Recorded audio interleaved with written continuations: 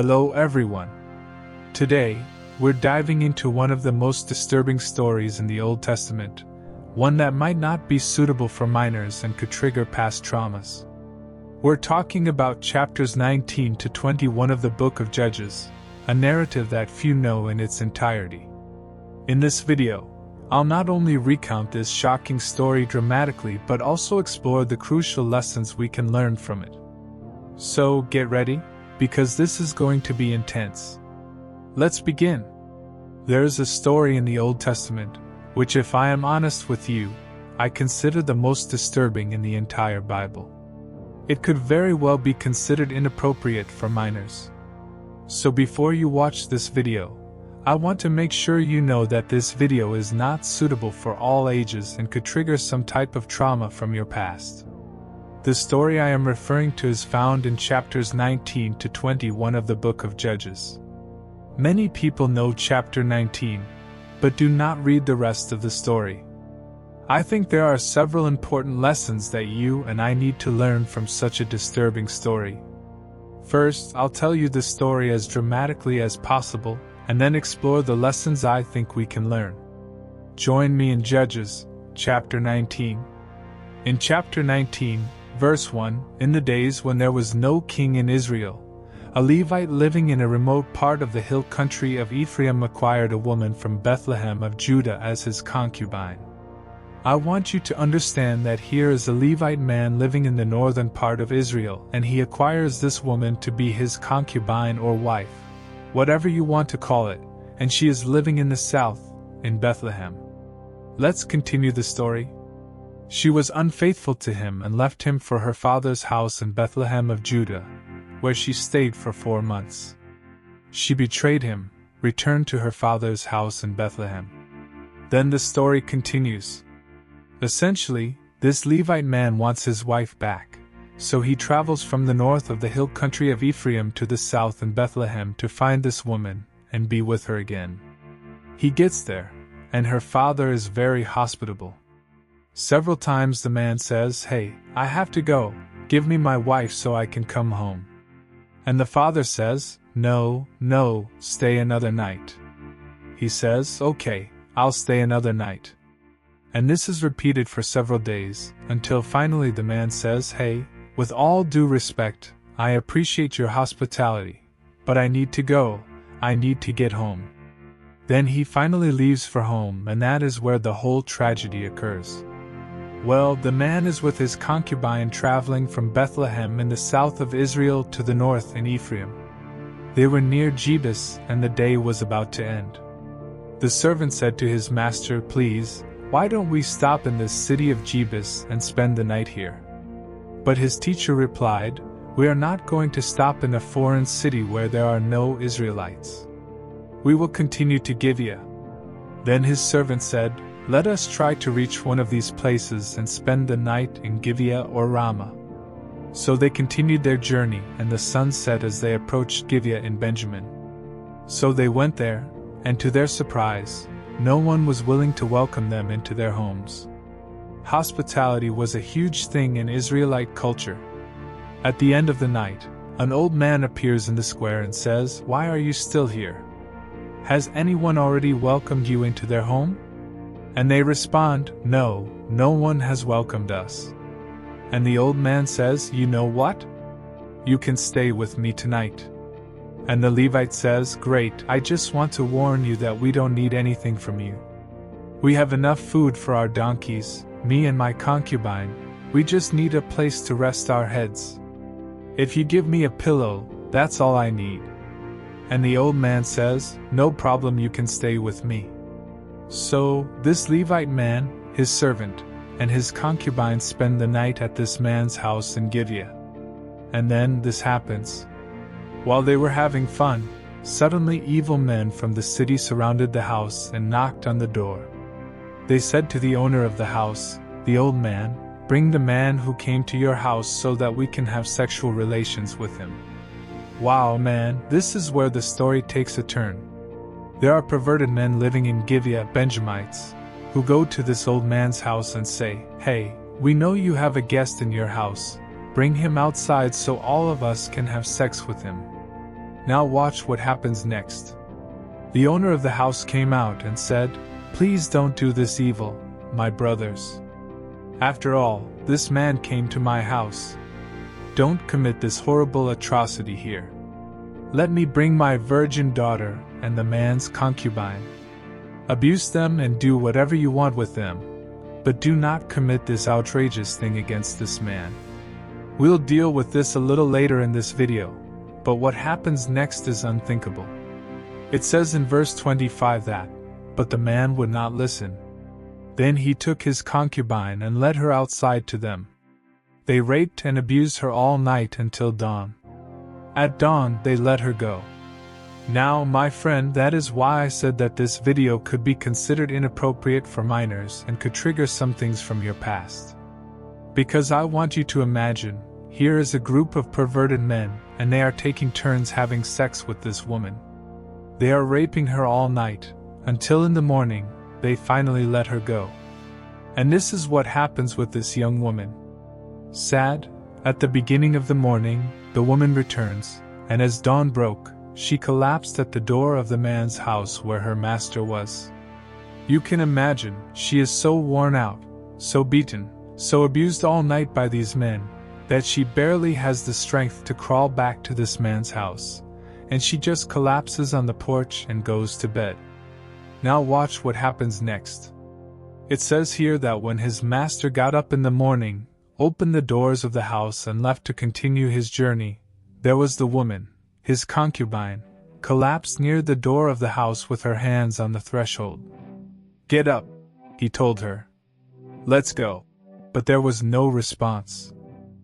The woman had been so abused that she had died.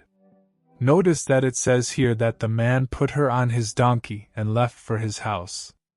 Now, what is going to happen next is very sad and horrible, but it goes like this. When he entered his house, he took a knife, held his concubine, cut her into 12 pieces, limb by limb, and then sent her throughout the land of Israel. Everyone who saw it said, "Nothing like this has happened or been seen from the day the Israelites left the land of Egypt until now." Think about it, discuss it and talk. This man took his concubine home, cut her into 12 pieces and, no doubt, attached a letter to each piece of his deceased concubine and sent a different piece of her body to the 12 tribes of Israel with a letter telling exactly what which had been made by his own brothers, one of the 12 tribes of Israel, the tribe of Benjamin.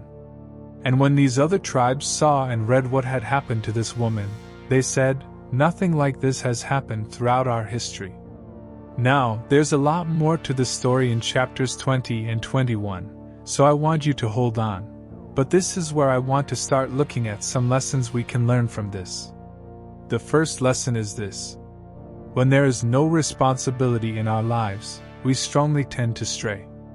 Look at Judges chapter 19, verse 1, which we read earlier, but I'll read it again.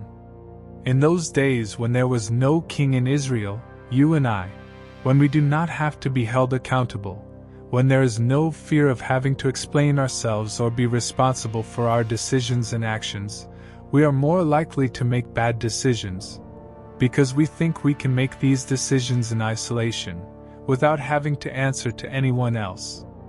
And that is exactly what was happening in Israel. There was no king. There was a law. But people were not respecting the law. It was not being applied. And as a result, what happened is that they ended up doing something that they probably never imagined they would do. The second mini lesson I want to address is to make sure we treat every human being as an image bearer of God. Here is this man saying, "It would be wrong for you to do whatever you want with this man, but you can do whatever you want with my daughter and his concubine." His mentality was that this man's life and virtue were worth more than his own daughter and this man's concubine. We need to make sure, and that's why viewing inappropriate sites and things like that, we need to make sure we don't do it. If you want to stop seeing things online that you know you shouldn't be seeing, and you know what I mean, I want you to see every girl you're looking at as an image bearer of God, as someone who is your daughter. Imagine if you wanted someone to watch your daughter doing the things you are seeing on the screen. But here's the third thing I want to highlight in this video. The further you and I stray from God, the more vulnerable we become to doing things we never imagined we would do. You see, when you look at the book of Judges as a whole, what you will see is a nation of people who have slowly drifted away from God, slowly gone astray. And what you see happening in chapters 19 to 21 is the culmination of turning away from God and shows how far the nation as a whole walked away from God. And my friend, you and I are no different, because if we do not maintain a close connection with God, if we move away from God, if we stray from God, that is when we, as the Israelites, will find ourselves doing things that someone 10 years ago he would have tried to tell us what we would do, and we would be convinced that there was no way we would do those things. There's no way I'm getting divorced. There's no way I have an affair.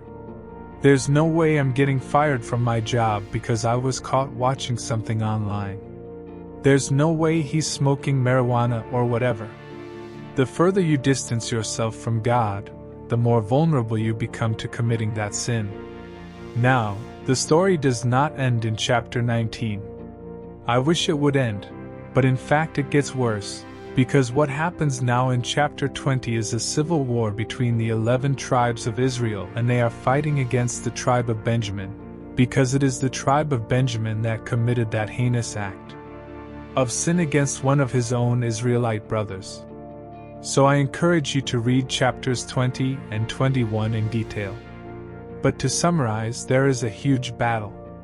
Thousands and thousands of lives were lost as a result of that battle on both sides. And what ends up happening is that there are only 600 Benjamite men left. So in chapter 21, the other 11 tribes start to feel bad, or feel sorry for the tribe of Benjamin, because they are basically worried that this tribe of Benjamin is going to become extinct, since there are only 600 men left alive, but there are no Benjamite women so that they can marry and reproduce. Now they have another problem, because now they are worried that one of their 12 tribes of Israel is going to become extinct. This leads to my fourth lesson. Every bad decision we make has consequences that we cannot choose. Although what these Benjamite people did was wrong, the other 11 tribes coming and actually fighting and killing them was a decision they made, and now they have to deal with the result of that decision, and the Benjamites also have to pay for the result of their bad decision. Listen, you can choose your sin, but you can't choose your consequences. Every decision you make has consequences. And the problem is, personally, you and I can't choose those consequences. So what happens is these Israelites go and kill men from this clan called Javes Gilead. And there are 400 women who have never been with a man. So, they take these 400 women and give them to 400 of the 600 Benjamite men so that these Benjamite men can reproduce. But what is the problem? Simple mathematics. There were 600 Benjamite men who could not find wives because all the wives had been murdered and died. And 400 of them now have a wife given to them from the clan of Javes Gilead. So the problem is that there are now 200 men of Benjamin who do not have wives. And that's why I said that one bad decision often leads to another. Because what happens next is these Israelites basically say, you know what? We all took an oath and said we couldn't give our daughters to any of the Benjamites. But it doesn't say anything about them being taken. So what happens is they have to make another bad decision and they say, hey, you know what? This is what the Benjamites need to do. They send a message and say, hey, look, there's a festival coming up, a party, and basically some of our daughters are going to be dancing and having fun at that party. Technically we can't give our daughters to you because we swore an oath, but if you find them and kidnap them, that's your problem. If you find them and kidnap them, we will be free from that oath because technically we did not give our daughters to you, and you will be able to have a wife and procreate. So they have this party and essentially these 200 Benjamite men go and rob and kidnap these women while they're dancing at a party and take them back as their wives. Now, personally, I know this is a crazy story and I tried to summarize it as quickly as I could. But the point is this: one bad decision often leads to another, and all kinds of bad decisions affect other people. Go through this story again and see how many people were negatively affected by a bad decision. Some of the Benjaminite men deserved what happened to them, but most of the people in Benjamin had nothing to do with it and died in battle. The people of Jabesh Gilead died too. The women were then taken from their land and given to these Benjamites, and then these other women were kidnapped by the Benjamite men and taken away from their families. All of this happened because of bad decisions. But here is the fifth and final lesson I want to encourage you today.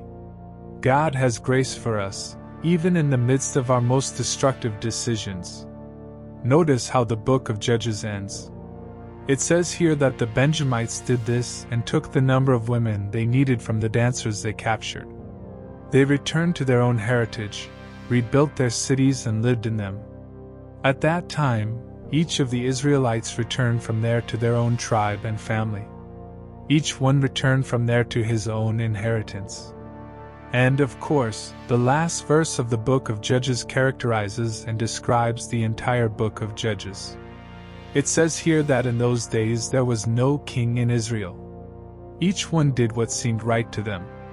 My friend, although God was merciful in allowing this tribe of Benjamin to be rebuilt and repopulate and not become extinct, there were consequences to their decisions. And if there's nothing else you take away from this video, I want to encourage you to understand that every decision you and I make has consequences. Many times they may not even be measures and consequences that we cannot choose. See you in the next video. Goodbye for now. God bless you.